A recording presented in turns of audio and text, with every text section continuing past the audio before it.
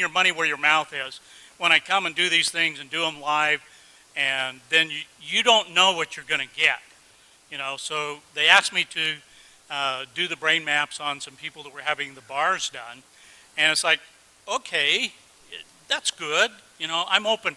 I'm always pushing the envelope. I'm on the front of the curve that's on the front of the curve. We have to look back to see where the cutting edge is. All I can tell you is when I saw the results, my jaw dropped.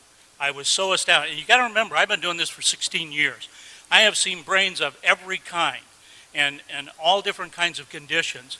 This is the very first time that I've ever seen a brain do what we are about to show you. I mean, I was blown away. It takes a lot to blow me away. This blew me away. So why don't you tell them? Okay, so we didn't mention yesterday that one of the things we do is called bars, and it's 32 points on the head that are designed basically to delete file on your computer bank so that you can create a change in any way you want. So everything, you know, the bars are a soft touch. You put on particular points of the head. These release the thoughts, feelings, emotions, considerations, and attitudes you've stored in any lifetime. And the end result is, you know, worst case scenario, your whole life changes. Best case scenario, you feel like you had a great massage. So. We have several different databases, ways that we can look at this information. And that adds a level of credibility and reliability. And so I'm going to show you all the different ways that we measure this. So we take an EEG, we put the cap on their head, and we measured all 19 electrodes. We did eyes closed, brain on task.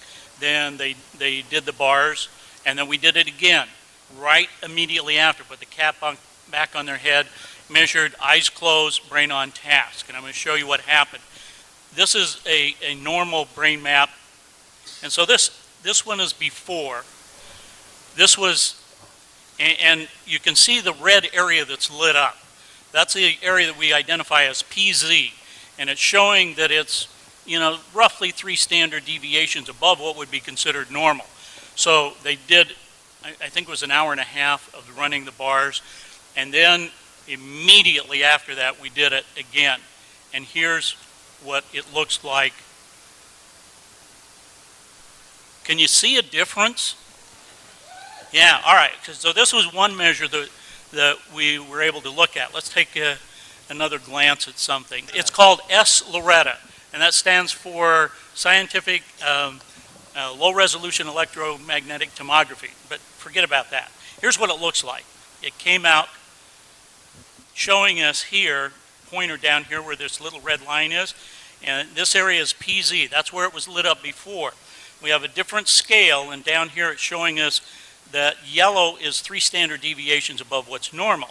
Well, we know it's at 2.7 hertz. It's in the delta range, so it's a low frequency, but down here it says it's 4.97. So it's almost 5 standard deviations above what is considered normal. It is off the scale of what we're seeing here. So here after is what it looked like. So you can see the dark color here is the normal range. It's also saying that the change happened at 2 hertz. Okay, well that's all well and nice. There's another part that we look at here that is called the S-Loretta part here. And it gives us a triangulation. So we have what's called an x-axis, this black line here. Then the one pointing up in the air is a y-axis, and then we have a z-axis. So we get this triangulation. It's showing us exactly where. And you see this stuff here in the back of the brain? Well, that's PZ. That's where you just saw, you know, it all lit up. So here's the after. It's gone. It's gone. This doesn't happen in my world of measuring brains. Not in a matter of a few minutes. Now, being the scientist I am, that's not good enough for me. That's great, but I want to see it in action. You want to see it in action? For real? All right. So here's the brain, heart coherence and brain coherence. Then people start to have these magical experiences and start to have energy lining up. And this is about, so when you talk about aligning the energy in the chakras and coalescing that energy, this is what we've been looking at.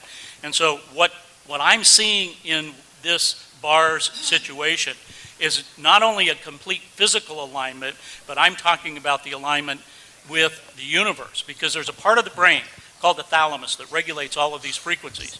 And the thalamus, at the top of the thalamus, is a thing called the